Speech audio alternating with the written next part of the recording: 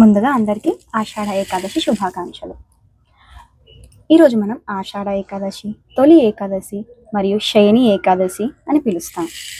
ఎందుకనగా కారణం, ఈరోజు విష్ణుమూర్తి తన యోగ నిద్రలోకి వెళ్తారనమాట. అంటే ఇవాళతో చతుర్మాసం ప్రారంభమవుతుంది. చతుర్మాసం అంటే 4 మాసాలు అని అర్థం.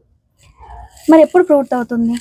సరిగ్గా కార్తీక మాసంలో వచ్చే ఏకాదశి అనగా వైకుంఠ ఏకాదశి రోజు ఈ యోగ నిద్ర అనేది పూర్తవుతుంది. అందుకే మనం వైకుంఠ ఏకాదశిని అంత ఘనంగా జరుపుకుంటాం. మాసం కాబట్టి వారు ఆషాఢి ఏకాదశి అని, మనము తెలుగు వాళ్ళము తొలి ఏకాదశి అని పిలుచుకుంటాం.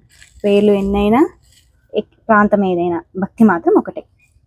సరే, ఆషాఢి ఏకాదశి రోజు ముఖ్యంగా పండరీపురంలో, నేను ముందు వీడియోలో కూడా తెలియజేశా పండరీపురం గురించి, కావాలంటే మీరు చెక్ చేయొచ్చు.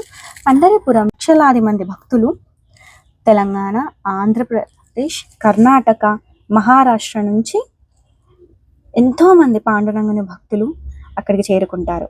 అది వారి రూపం. వారి అంటే కొన్ని కిలోమీటర్లు, అంటే వారి వారి ఊర్ల నుండి పండరీపురం వరకు వారు నడుస్తూనే వస్తారు. దాన్నే వారి అంటారు. అలా లక్షలాది మంది భక్తులు చేరి ఈ రోజు నుంచి విష్ణుమూర్తి యోగ నిద్రలో ఉంటారు కాబట్టి అందరూ ఆయన దర్శనం కోసం వస్తారనమాట. అందుకే ఆషాఢ ఏకాదశి అంత పవిత్రమైనది. ఎవరైతే భారతదేశంలోని దేవాలయాలు వాటిని సందర్శించాలనుకుంటున్నారో వాళ్ళకి చెప్పే ఒక మంచి సలహా అనేది, తప్పకుండా ఒక్కసారి నా జీవితంలో పండరిపురి వారిని సందర్శించండి.